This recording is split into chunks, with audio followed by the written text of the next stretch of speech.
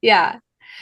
Well, I'm curious. I think this is something that I think about when I'm writing, and you explicitly say in your blurb about this book on your website that it's historical context with an eye toward current sociopolitical events.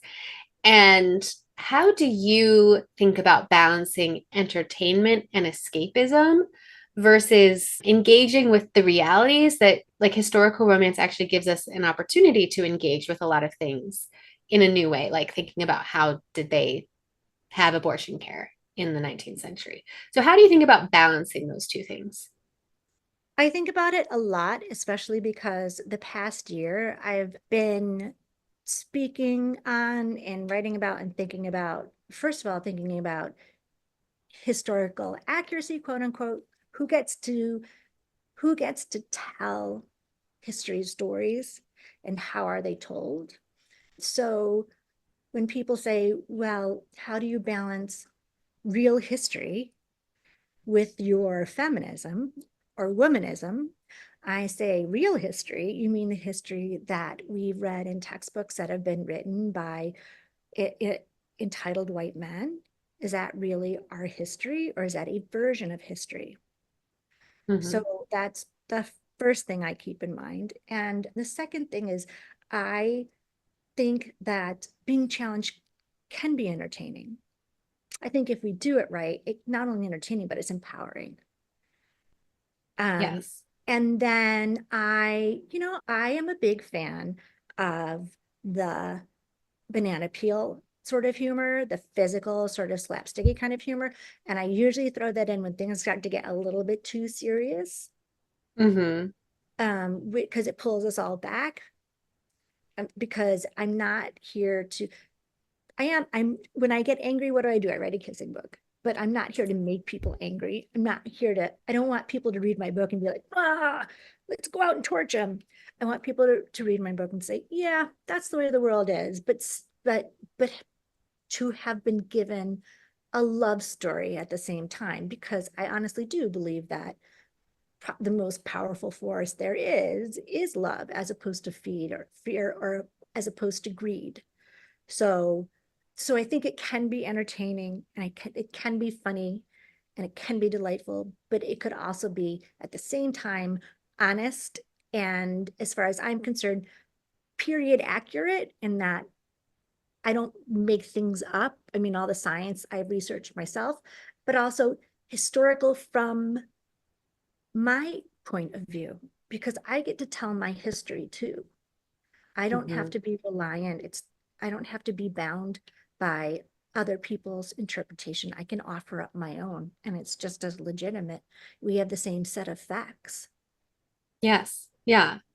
And there's also known gaps in facts, such as a lot of midwife material was not written down for centuries.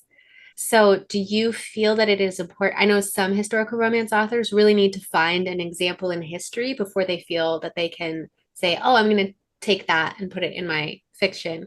Or do you feel comfortable saying, well, we don't really know what was happening. I'm going to invent something?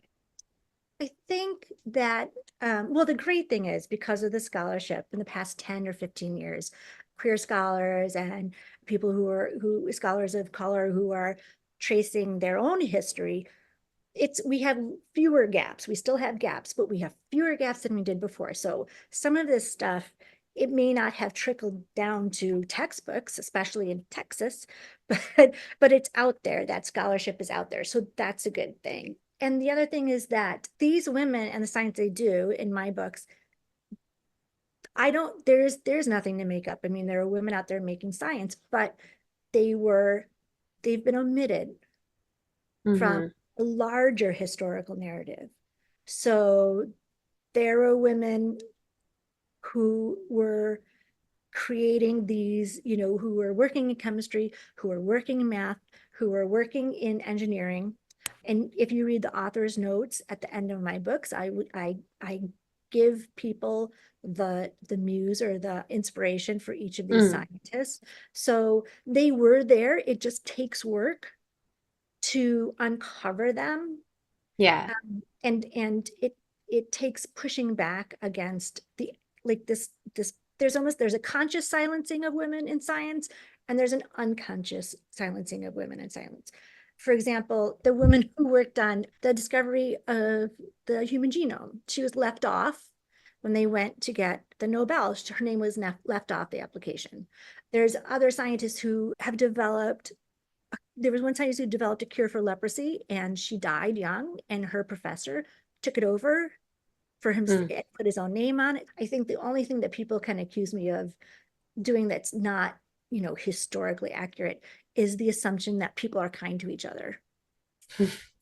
Right. The assumption that 200 years ago, people would also have found family. The assumption that 200 years ago, if someone had a member of the LGBTQ plus community in their family or as their partner, they would love them, Hmm. care for them, and not, and not send them away. Like Yeah. that's just my assumption that human Right. beings were just as loving 200 years ago as they are now. And I don't think that anybody could disprove that. Right. Yeah. And I didn't mean it as a question of accuracy or not. I'm curious about your creative process. Like, are Yeah. you finding these women in science first and then using that as your inspiration for the books? Or did you start saying, oh, I want to write an apothecary and then let me go find some women who were doing it? Both, both happen. Sophie Germain is the inspiration for the heroine of my second book, Perfect Equation, because I just found her so fascinating. And the difference is she obviously did not fall in love and with a handsome viscount. And she was also she lived in the 1700s, where there's actually, I mean, a lot of my inspiration comes from scientists in the 1700s, because women were given a lot more leeway in the 1700s than they were in the 1800s, which is really interesting. Mm, So some of them are directly inspired, but others are, there are a couple of women chemists, but Violet sprang to mind as Violet without having an inspiration beforehand. And that was the first book. And I was just like, and I was more inspired by her personality and knowing women like her and wanting hmm. to write a book about her. And so, and I at the same time come up with this idea of a secret society of scientists. So, I made her a chemist for a lot of different reasons, but so I began researching then all the different women scientists, and that's how I realized I just was not surprised, but definitely disappointed. um, Mm, the history of women in science, and not, basically in the Western world, I did not get, it's very difficult to get access to records about women scientists in places like China. I've only found like one or two, like historically, not hmm. contemporary, but like before the 1800s. So a lot of what I've learned about it is limited to Western society, Western cultures.